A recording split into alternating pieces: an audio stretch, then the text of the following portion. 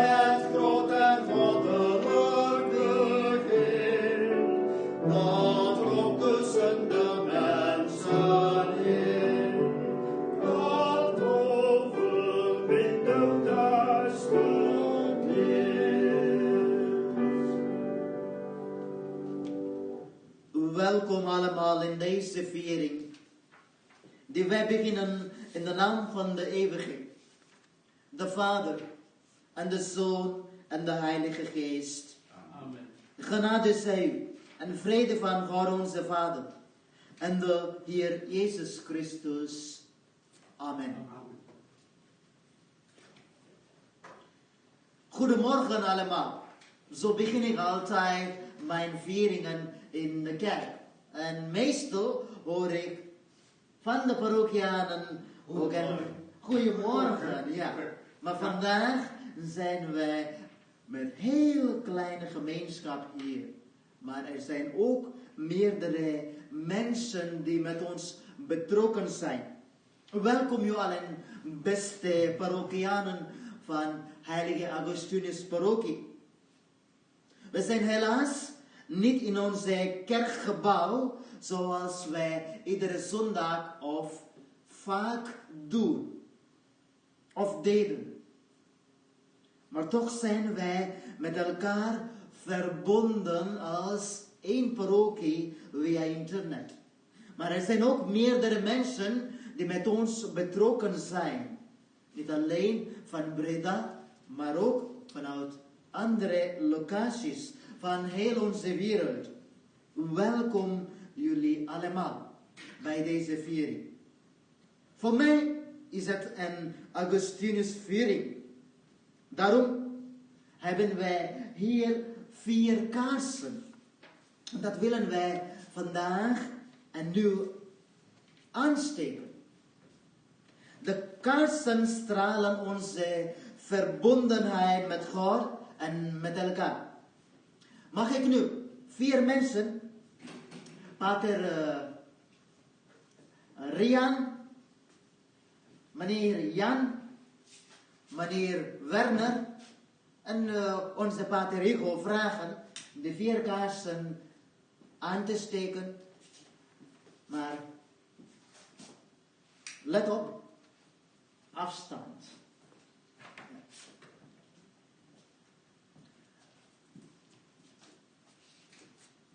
Als jullie thuis een kaars hebt, mag ik u ook vragen dat u ook die kaars even aansteekt.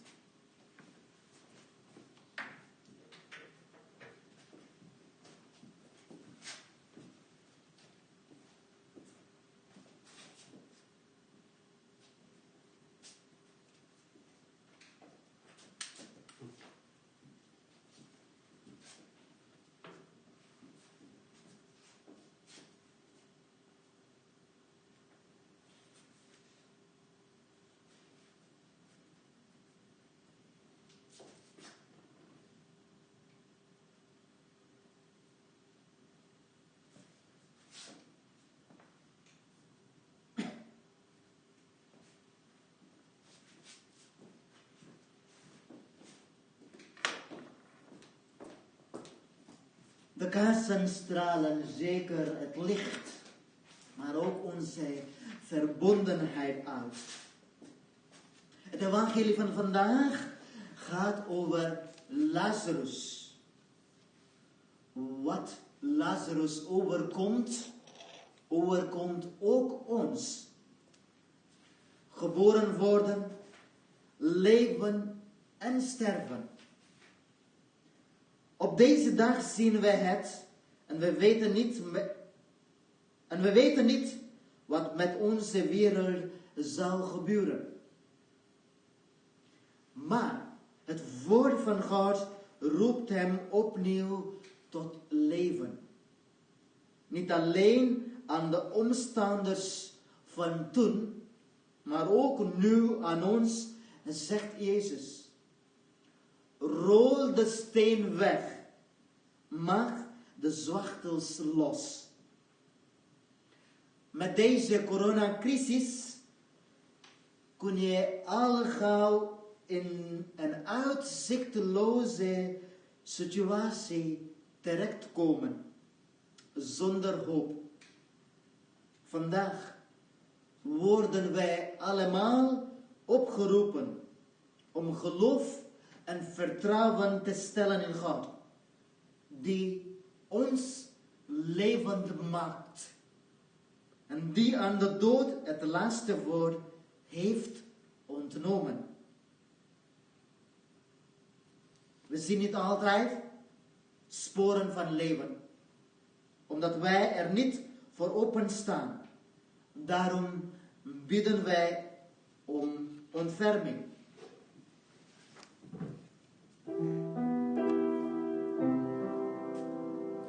God van genade, wees ons genade. Neem weg onze zonden, opdat wij leven. Heer, ontferm u over ons. Heer, ontferm u over ons.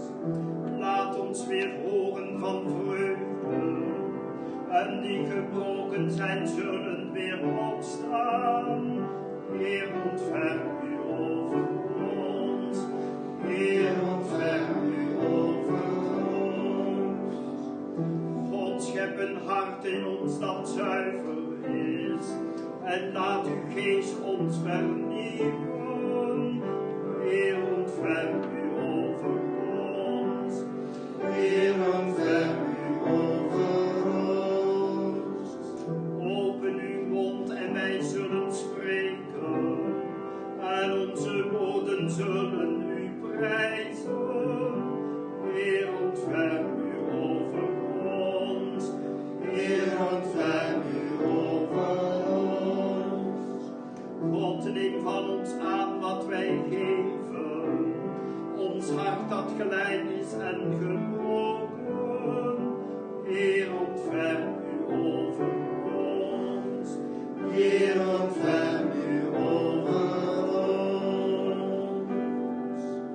mogen de almachtige en barmachtige God zich voor ons ontfermen, onze zonden en onze fouten van ons wegnemen en ons geleiden tot het eeuwige leven. Amen. En laat ons bidden.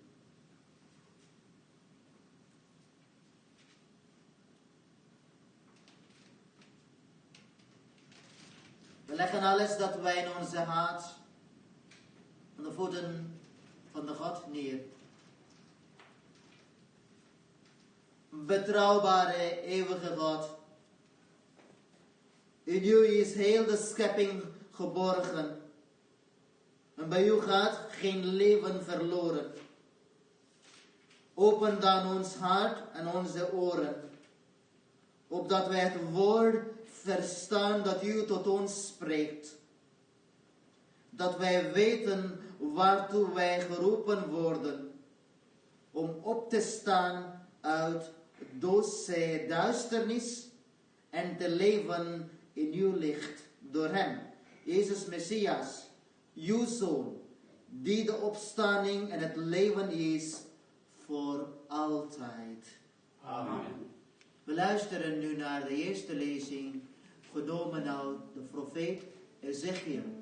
Mag ik dan Pater Igo vragen om de eerste lezing voor ons voor te lezen?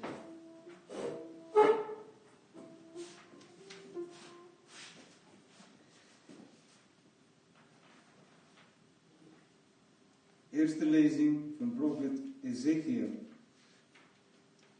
Zo spreekt God de Heer: ik ga uw graven openen. In Massa zal ik u uit uw graven wegvoeren en u brengen naar de grond van Israël. En wanneer ik dan uw graven geopend heb en u in Massa zal hebben weggevoerd uit uw graven, zult gij weten dat ik de Heer ben.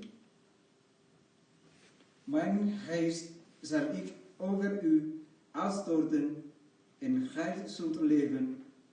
Ik zal u vestigen op uw eigen grond en gij zult weten dat ik de Heer ben. Wat ik zeg, dat volbreng ik. Zo luidt de Godspraak van de Heer. Zo spreekt de Heer. Wij danken God.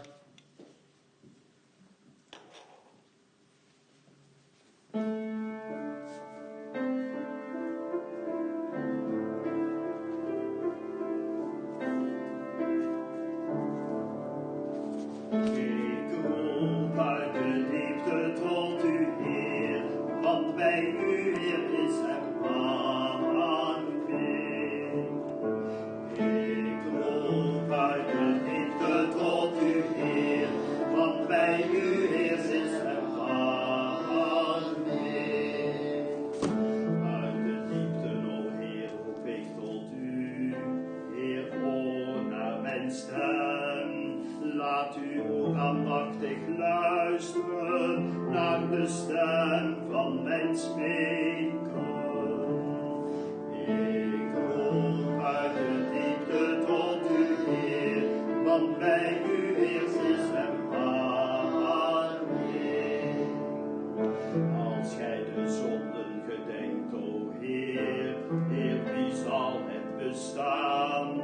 Maar bij u is vergeving, opdat in vrezen gij gediend wordt. Ik roep uit de diepte tot u, Heer, want bij u is ervaring. In vertrouwen verwacht ik den Heer, ik vertrouw op zijn woord. Mijn ziel ziet uit naar den Heer, meer dan wachters naar den morgen. Ik roep uit de diepte tot u, Heer, want bij u is ervaring. Want bij de Heer is erbarming en de wilde der verlossing. En hij zal Israël verlossen van al zijn zonden. Ik roep uit de diepte tot u, Heer, want bij u, Heer, is erbarming.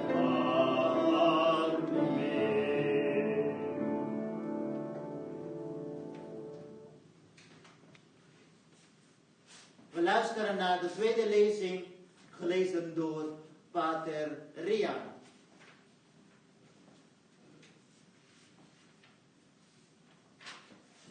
Tweede lezing uit de brief van Paulus aan Romeinen. Broeders en zusters, zij die zelfzuchtig leven, kunnen God niet behagen. Maar uw bestaan wordt niet beheerst door zelfgenoegzaamheid, maar door de geest, omdat de geest van God in u woont. Zo iemand de geest van Christus niet hebben, dan behoort hij hem niet toe.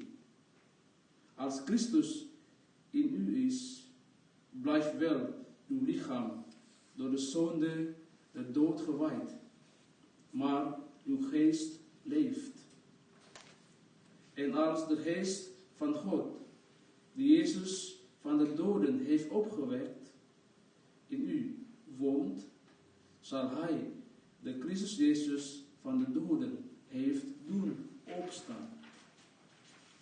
Ook uw sterfelijk lichaam eenmaal levend maken, door de kracht van zijn geest, die in u verblijft. Zo spreekt de Heer. Wij danken En dank aan God. Ik ben de verrijzenis aan het leven. Wie in mij gelooft, zal leven in de eeuwigheid.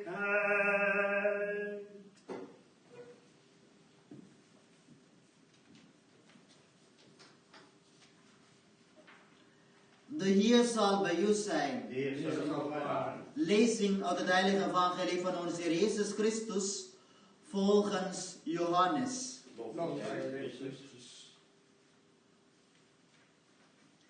In die tijd was er iemand ziek, een zekere Lazarus uit Bethanië, het dorp van Maria en haar zuster Martha.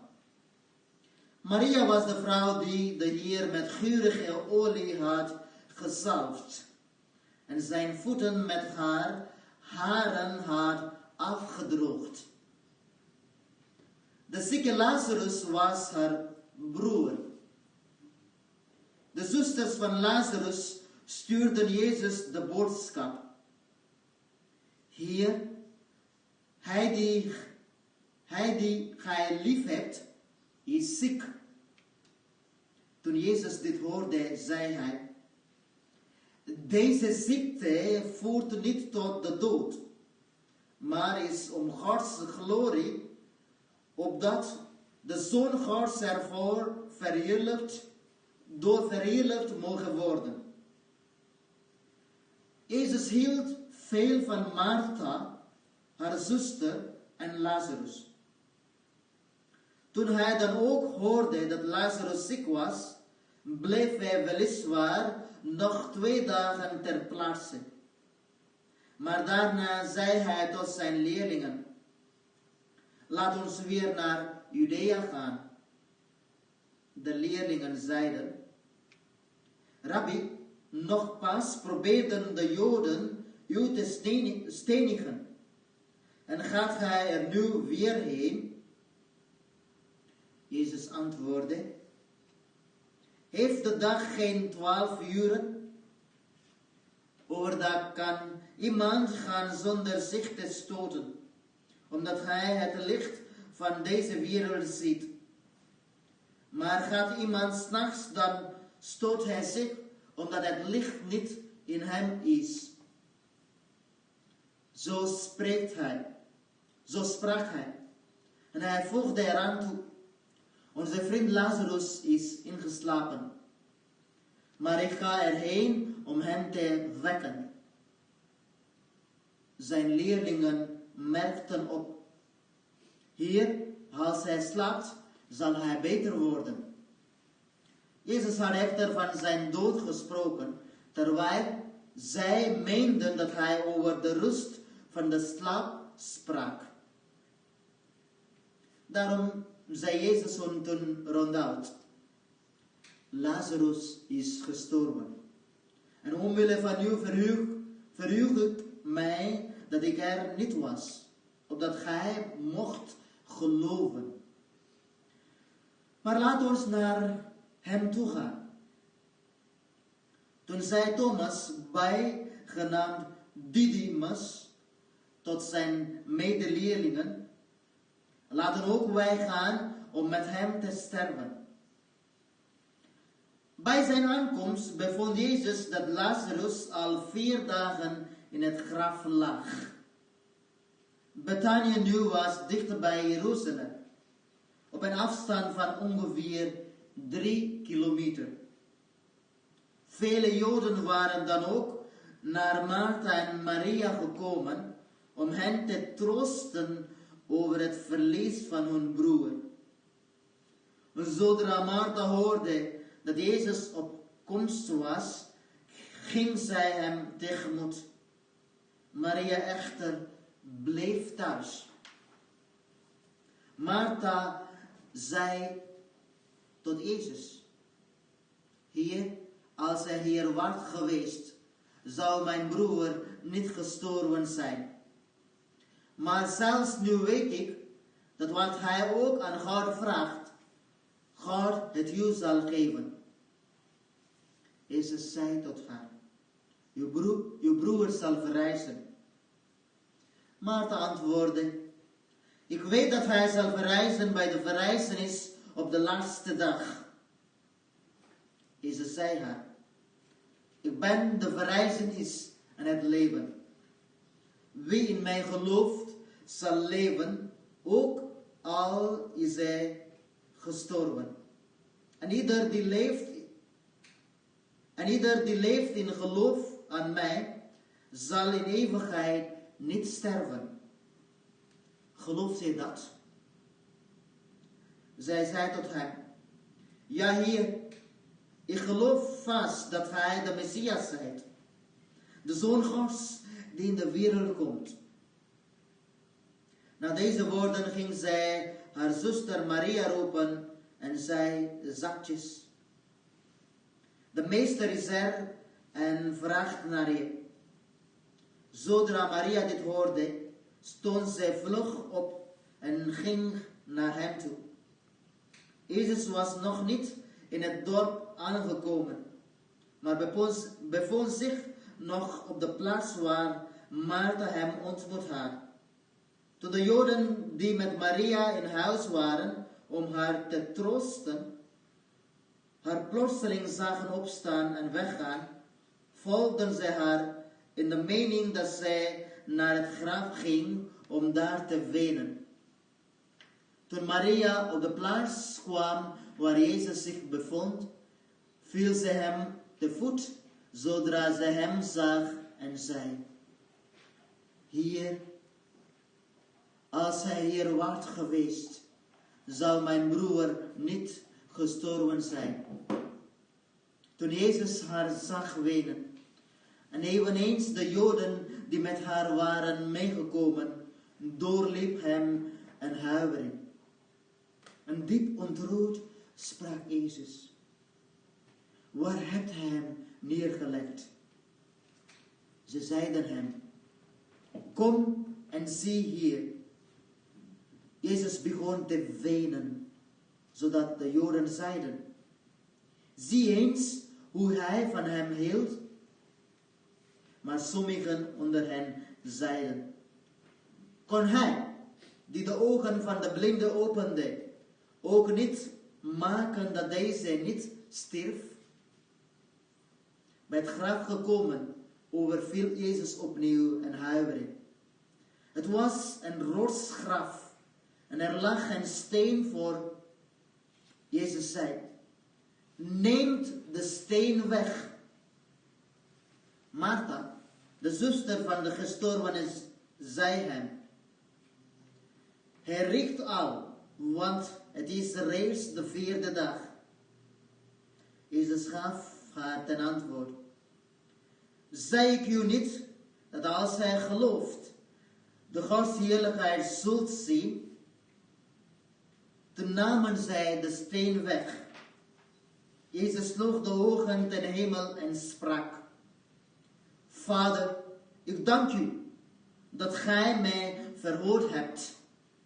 Ik wist wel dat gij mij altijd verhoort. Maar omwille van het volk rondom mij heb ik dit gezegd, opdat zij mogen geloven dat gij mij gezonden hebt.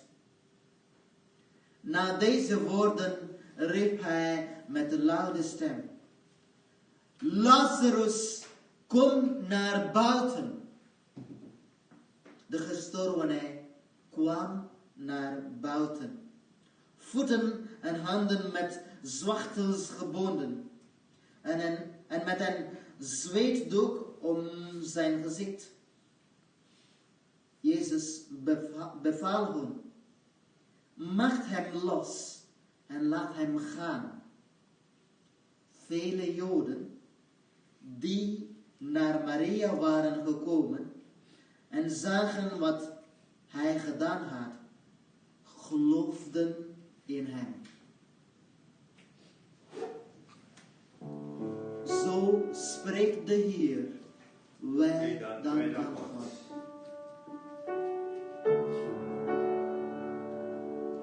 U ongelooft toe, u hebt gezag, u alle glorie, o Vader, o Zoon, o Heilige Geest, in alle eeuwen en eeuwen.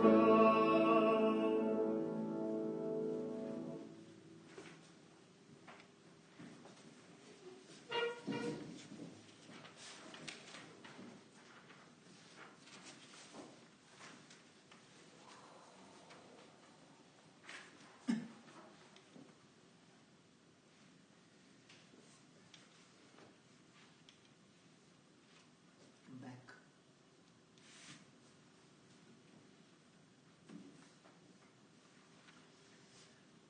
Mijn dierbaren. Het was best wel een heel lang evangelie.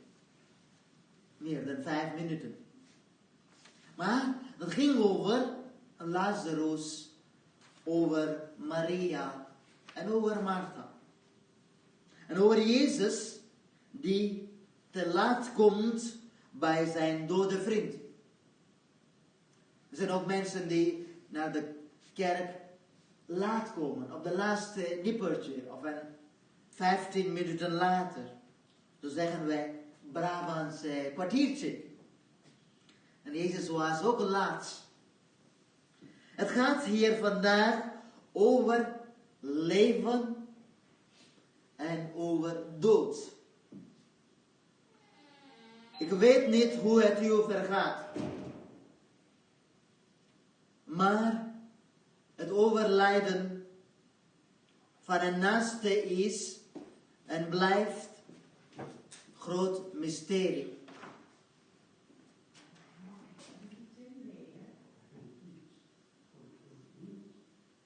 Het is of de aarde dan even haar adem inhoudt.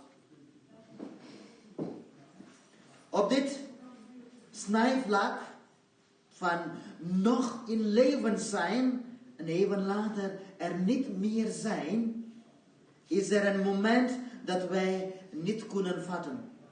Het gaat een mens heel te veel boven.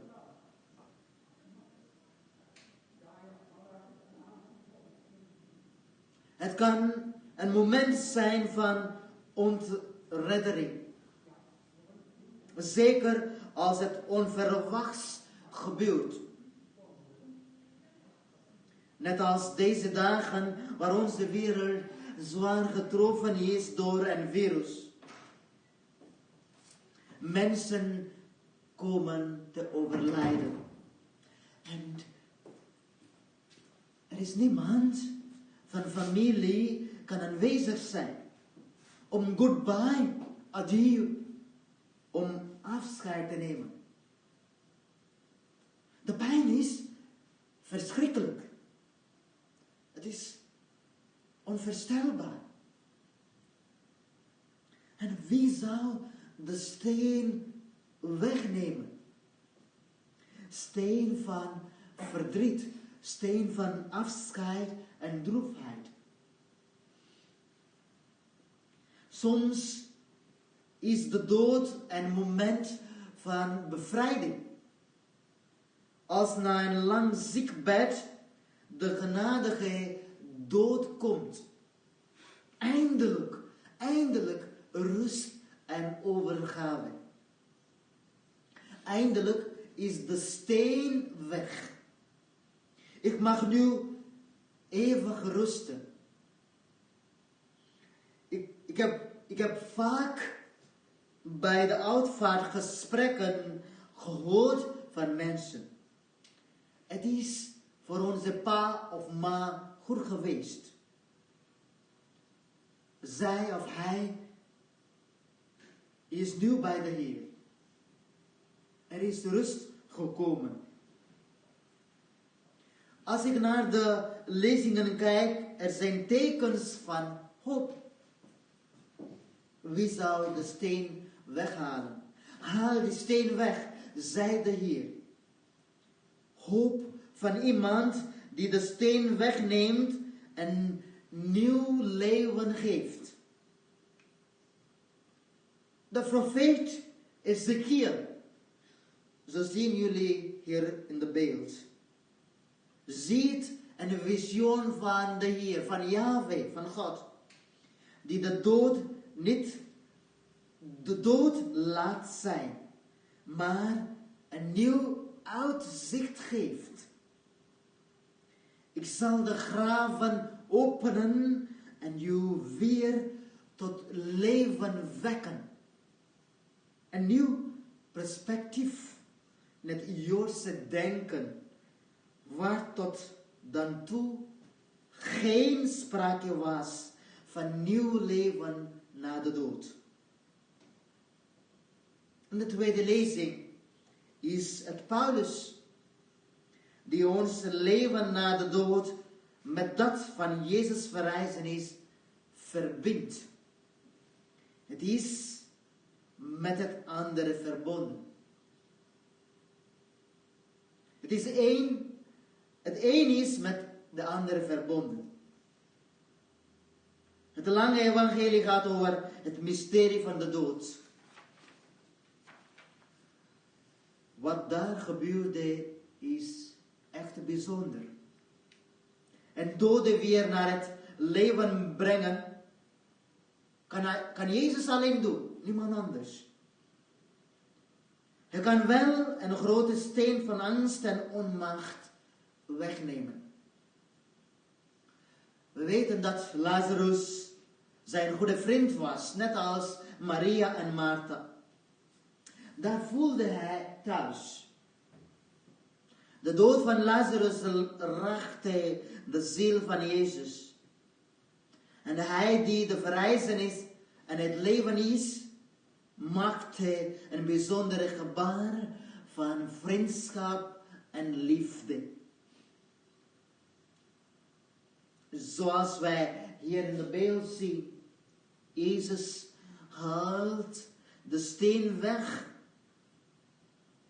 Steen van onmacht, van droefheid, van het leven van Martha, Lazarus en Maria. Jezus wordt een held in de omgeving. Als ik naar de nieuwsberichten lees en beelden kijk, zie ik zoveel helden die hun leven riskeren in deze moeilijke tijd van coronavirus. De arts die in China, zoals jullie in de beeld zien, liep, het virus ontdekte, was gevraagd om te zwijgen. Maar toch ging hij mensen te behandelen en uiteindelijk kwam hij ook te overlijden. Zo zijn er heel veel mensen uit de medische wereld hun leven hebben geschonken. En wij vieren binnenkort Goede Week, waarin wij herdenken de grote offer van liefde van Jezus. Offer van liefde. Jezus had zijn leven geschonken aan deze wereld, zodat wij eeuwig leven mochten hebben. Zodat wij goede leven mochten hebben. Ik zie beelden van medische wereld, die de steen van angst en onmacht van de mensen weg willen halen. Ze werken alle dagen en nachten en ze riskeren hun leven dat anderen mogen goed leven. Zoals hier de beelden van verpleegkundigen dat jullie zien. Ze helpen de zware steen van de ziekte te weghalen en dood overwinnen. Ze zijn echter helden van onze wereld. Ze geven ons hoop dat we samen deze ziekte kunnen overwinnen. We zijn en kunnen helden worden als we thuis blijven. Blijf thuis. En 1,5 meter afstand houden van elkaar. Als we toch even buiten mochten gaan. Je wordt een held, omdat jij helpt die ander om te leven. We worden helden als wij stoppen met hamsteren, vooral de wc-papieren. In deze moeilijke tijd kunnen we allemaal elkaar helpen om met een 1,5 meter afstand. We kunnen allemaal de zware steen weghalen als wij toch thuis kunnen blijven. We worden ook helden, waarin wij ook leven geven aan anderen. Een leven schenken, zoals profeet Ezekiel zei. Een nieuwe hoop, een nieuw leven. Zoals Jezus een nieuw leven aan Lazarus gaf. Zo kunnen we allemaal in onze manier, klein, zo klein mag ook zijn, leven geven naar anderen. Laten wij smeken en vertrouwen op de Heer, die ons leven geeft. Amen.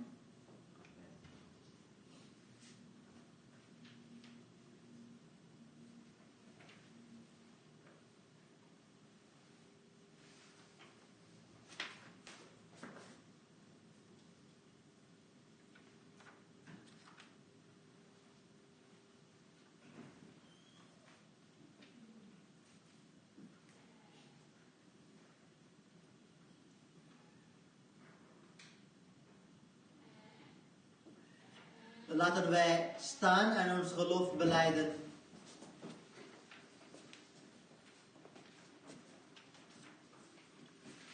Ik geloof in God, de Almachtige Vader, schepper van hemel en aarde, en in Jezus Christus, zijn enige Zoon, onze Heer, die ontvangen is van de Heilige Geest, geboren uit de Maagd Maria, die geleden heeft onder Pontius Pilatus, die is gekruisigd, gestorven en begraven, die nedergedaald is ter helle, de derde dag verrezen uit de doden, die opgestegen is ten hemel, zit aan de rechterhand van God, de Almachtige Vader.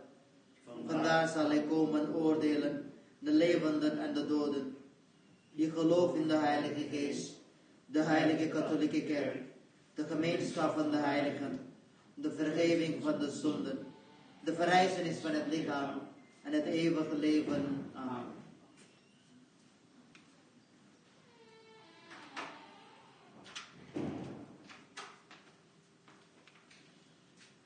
Goede God, bij u is leven sterker dan de dood. Daarom bidden wij tot u.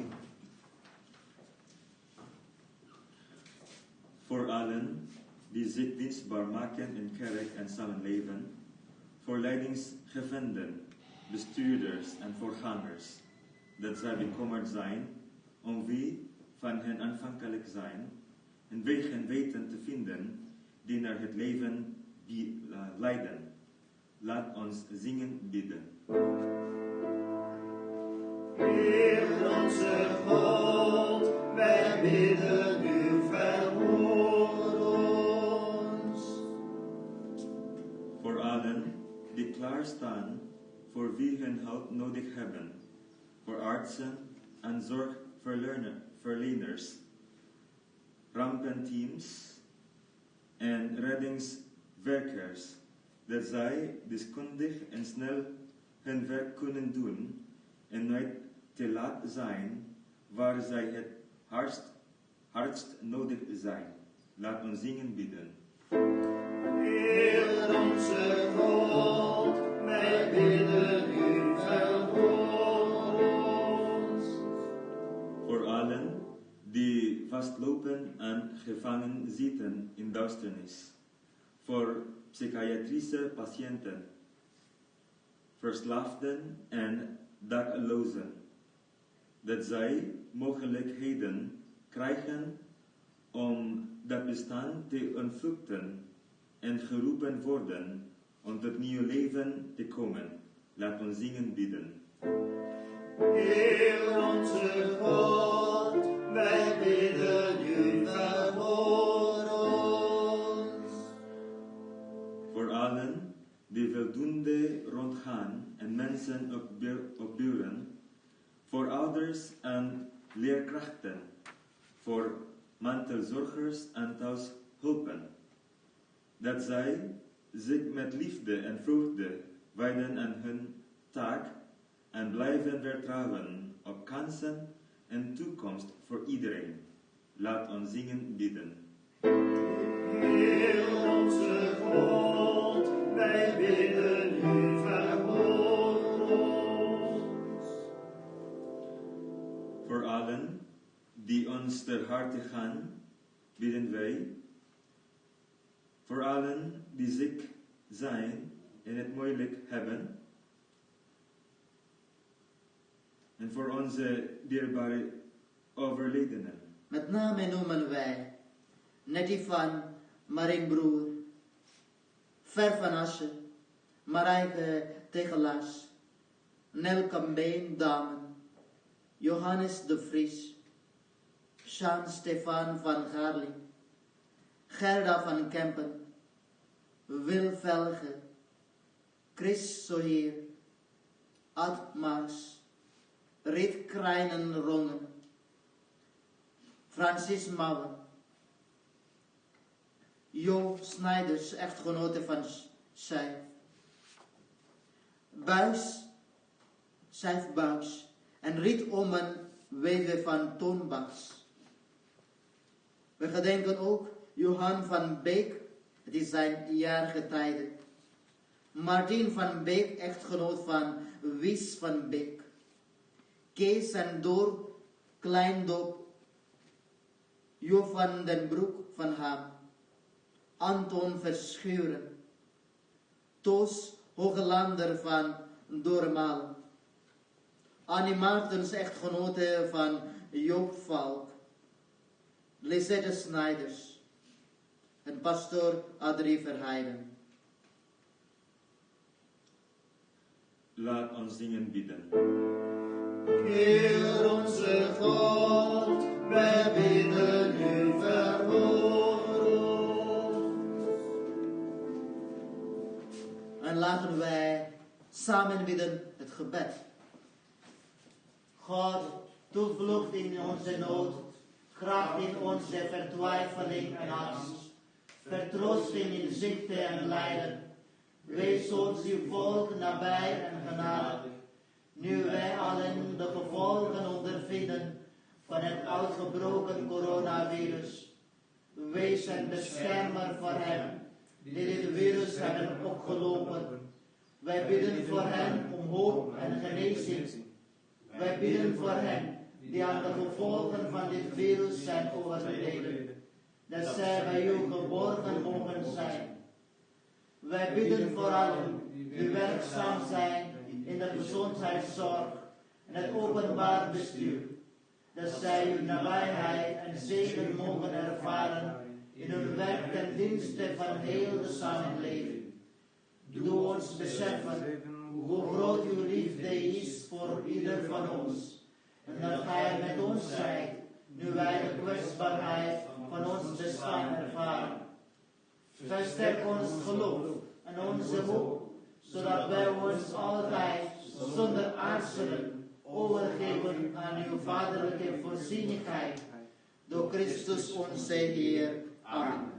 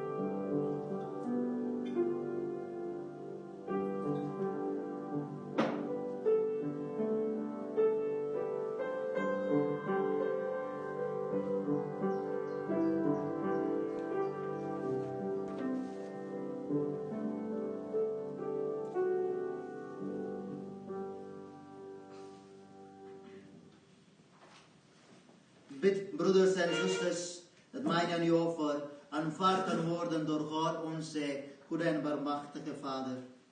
Mogen de Heer van ons aannemen, tot lof en eer van zijn naam, tot welzijn van ons en van heel zijn heilige kerk.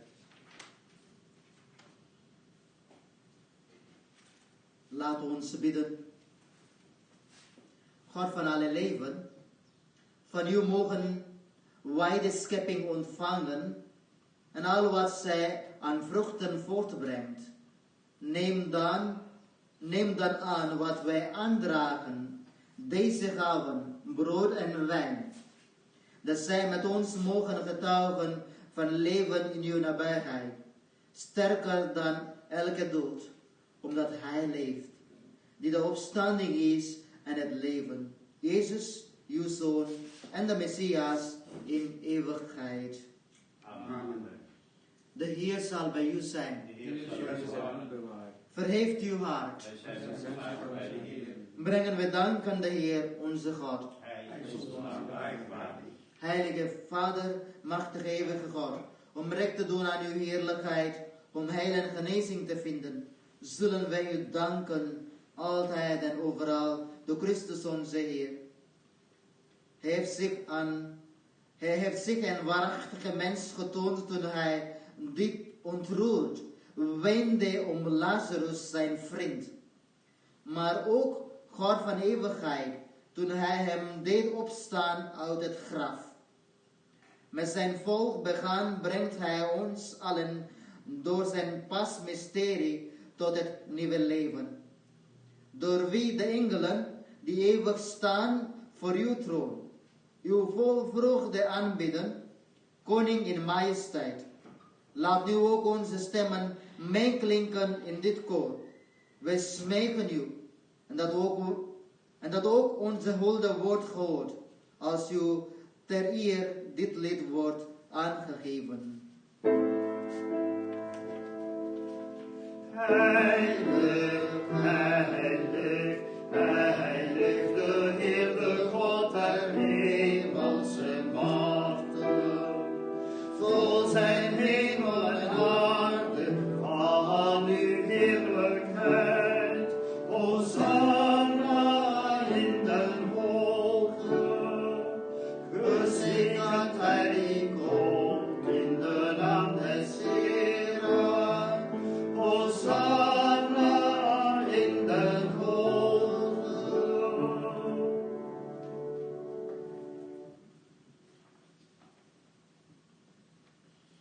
Hij zijt waarlijk heilig onze Heer, de bron van alle heiligheid. Heilig dan deze gaven met de dauw van uw heilige geest, dat zij voor ons worden tot lichaam en bloed van Jezus Christus onze Heer. Toen hij werd overgeleverd en vrijwillig zijn lijden op zich nam, nam hij het brood, sprak de dankzegging uit, bracht het en gaf het zijn leerlingen met deze woorden. Neemt en eet hiervan allen, want dit is mijn lichaam, dat voor u gegeven wordt.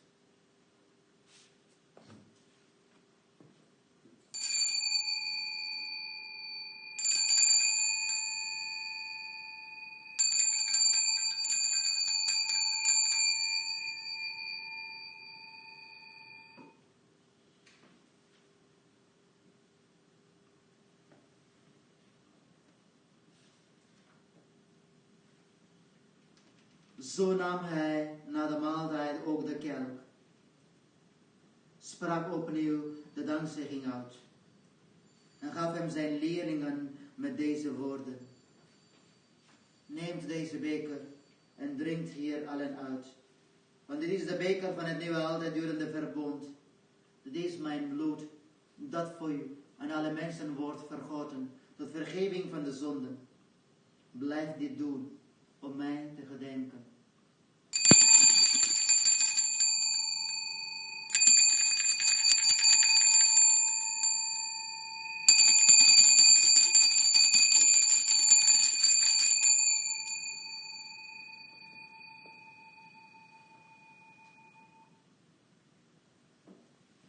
En verkondigen wij het mysterie van ons geloof. Als wij dan eten van dit brood en drinken uit deze beker, verkondigen wij de dood des Heeren, totdat hij komt.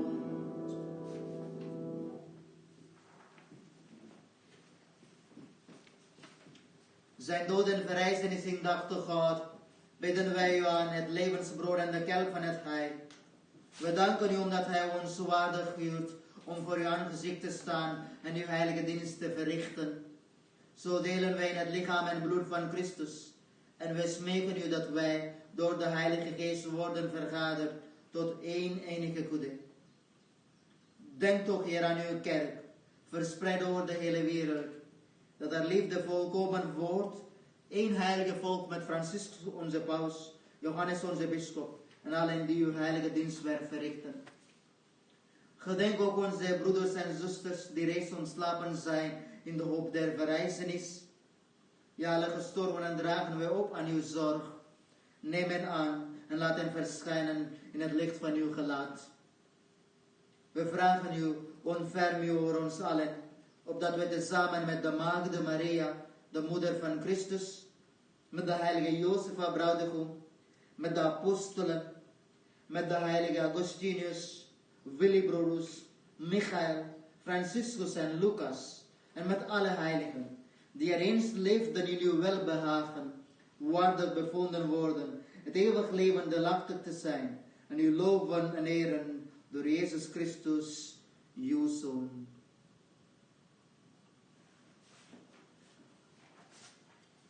Door hem en met hem en in hem zal uw naam geprezen zijn, Heer onze God, almachtige Vader, in de eenheid van de Heilige Geest, hier en nu en tot in eeuwigheid. Amen.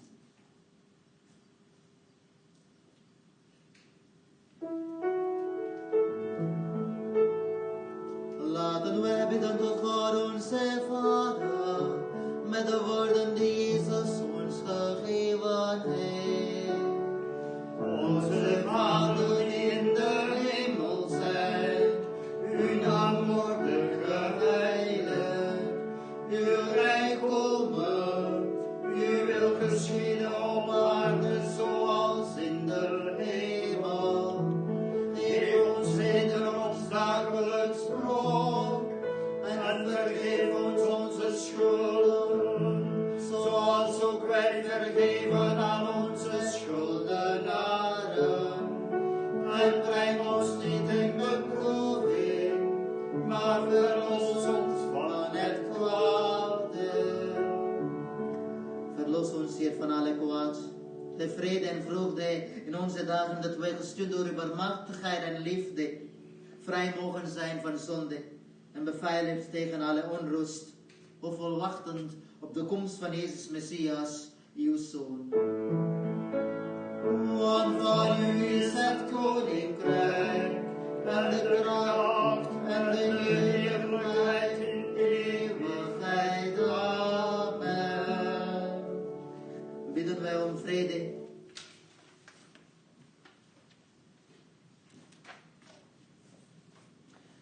Vrede voor ons allemaal, vrede in onze wereld,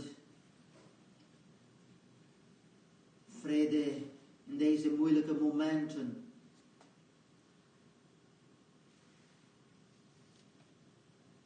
Bij heel veel mensen is er onrust, angst voor toekomst.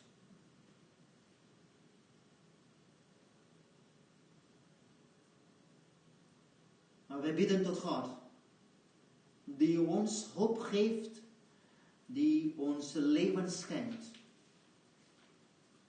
En hij schenkt ook ons toekomst.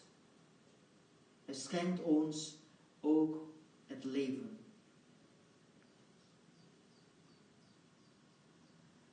De vrede des Heren zij altijd met u. En met uw geest. En wens elkaar de vrede van Christus.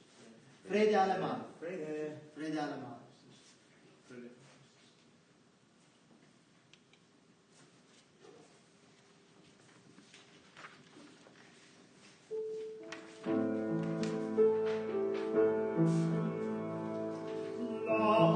God, dat wegneemt de zonden der wereld, ontferm u over ons. God, dat wegneemt de zonden der wereld,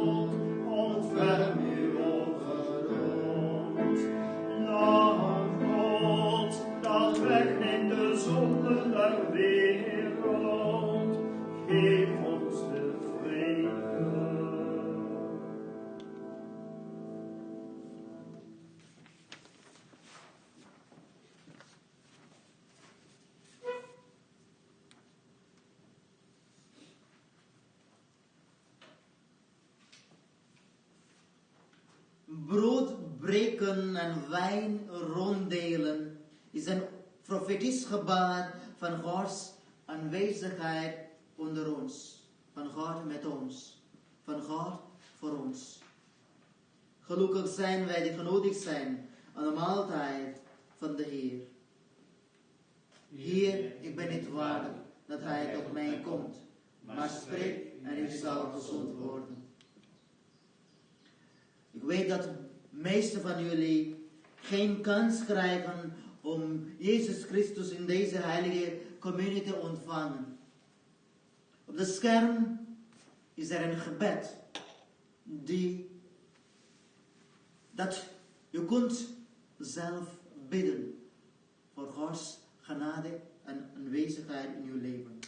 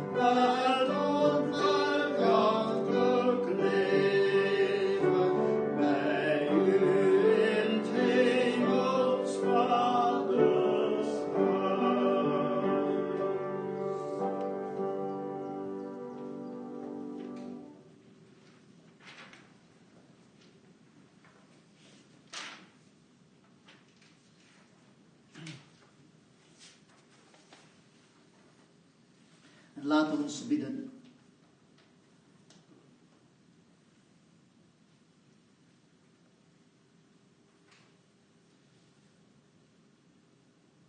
Barmachtig en goede God, u die leven brengt waar alle hoop verloren lijkt. We danken u dat u ons steeds nabij bent en ons voedt met uw woord en sterkt met uw gaven. Wees dan met ons als wij het bestaan als zwaar ervaren. Rol elke steen weg van ons hart en roep ons bij onze naam. opdat wij mensen zijn die leven in vreugde, dronken van het bestaan, en die van uw liefde getuigen in woord en daad, vandaag en alle dagen die u ons geeft. Amen. Lieve mensen, er zijn een aantal mededelingen. De eerste gaat over Christmasviering. Zoals jullie weten, dat er geen Christmasviering plaatsvindt in Hulst. Tijdens de jaarlijkse Christmasviering worden gaven ingezameld door de voedselbank. De voedselbanken kampen met grote tekorten en veel extra en vragen ze veel extra spullen. U wordt van harte uitgenodigd om gaven voor de voedselbank af te geven bij uw parochiekern. De parochiekernen zijn open. Kijk naar de website voor meer informatie. En wij zullen ervoor zorgen dat de voedsel dat u ons brengt naar de voedselbank in Breda terechtkomt. Wilt u missingdienst opgeven? Dat kunt u doen via onze website. En ook, u kunt ook bij de parochiesecretariaat ook af kunnen geven. En ook hier bij ons, bij de envelop, kunt u hier afgeven. Volgende. Ja, volgende zondag is de Palmzondag. De palmtakjes worden hier gewijd, doen wij hier zelf. En daarna, bij de openingstijden van iedere kern, worden jullie gevraagd om palmtakjes mee te nemen naar huis. Hier in de Franciscuskern worden in de kapel gelegd, mogen jullie dat meenemen. Tegelijkertijd kunt u ook een kaarsje vanuit de kerk meenemen om tijdens de Paaswaken, Paaswakenviering is om 9 uur 's avonds, dat kunnen jullie thuis samen branden. We vragen hiervoor een kleine vrijwillige bijdrage van 1 euro. De vieringen van al onze zondagen zijn hier, maar ze staan ook op de website en op de nieuwsberichten. Mogen jullie dat zelf even kijken. Volgende. Ja, als u een van de pastores wilt spreken, is dat altijd mogelijk op de noodtelefoon van de parochie. Staat de nummer hier, staat de nummer ook op de website. Als u met ons wilt spreken, graag eventueel bellen. Oké, we willen ook eerst vertellen over de vastenactie. Helaas konden we heel veel activiteiten rond de vastenactie hier niet organiseren. Maar Pater Rian wil iets vertellen over vastenactie. Een klein beetje met een paar beelden.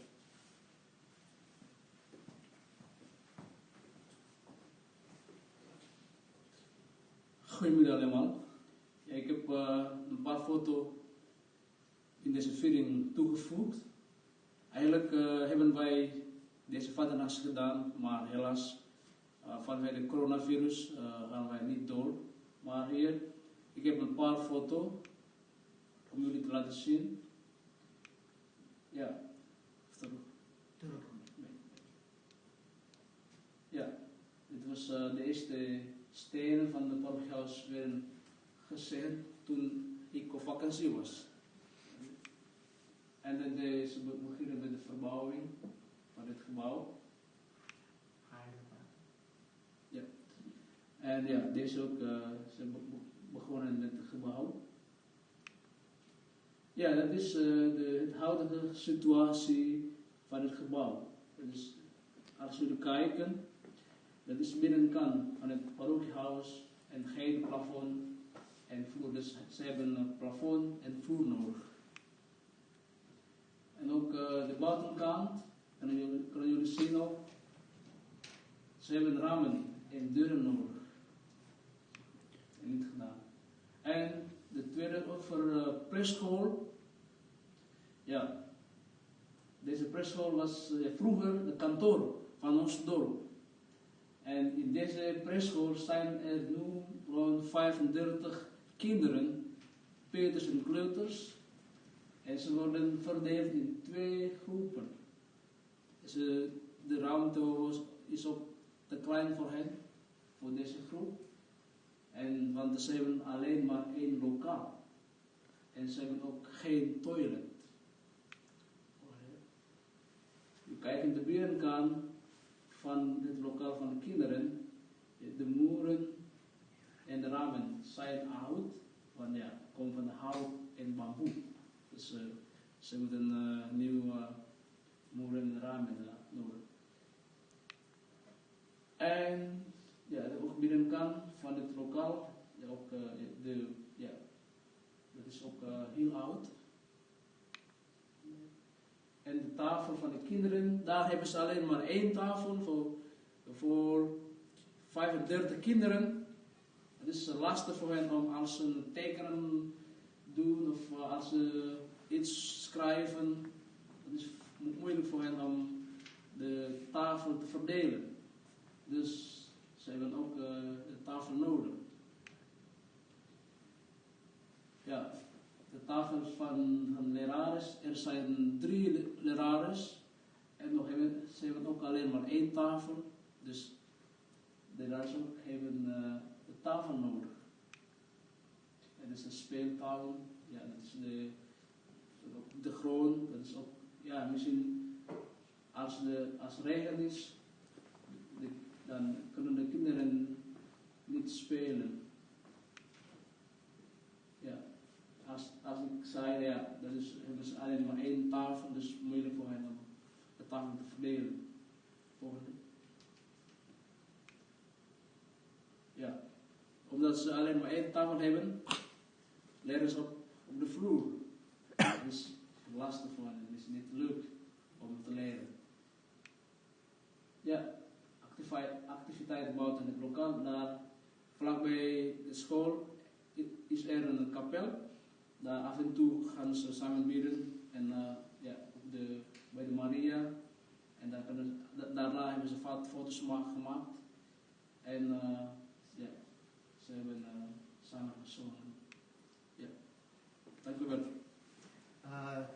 Beste parochianen, jullie mogen voor onze vastenactie via bankrekening overmaken van de Caritas. Alle informatie staat op de website en in de nieuwsbrieven. Mogen jullie daarin even kijken. Geef een goede gave voor het goede werk in de plaats van Pateria. Dank jullie alvast en God zegen. We zingen het slotlied. De levende zegen en behoede u. De levende doet zijn aangezicht over u lichten en zij uw genade. De levende verheffen zijn aangezicht over u en geef u vrede. Zegen ons en behoed ons, doe lichten over ons uw aangezicht, en wees ons genadig. Zegen ons en behoed ons, doe lichten over ons uw aangezicht, en geef ons vrede. Zegen u de levende en barmhartige God, Vader,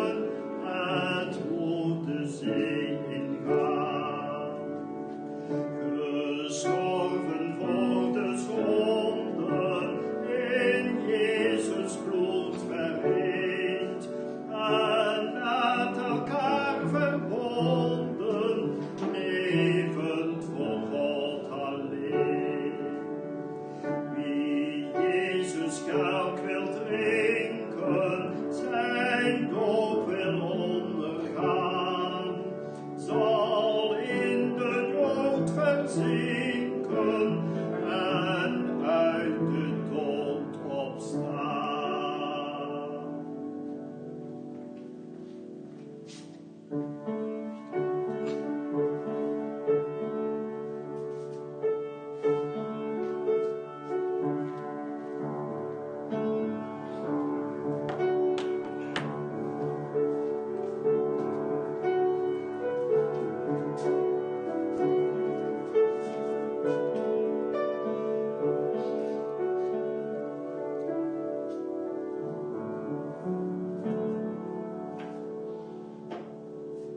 Hartelijk dank voor jullie aanwezigheid.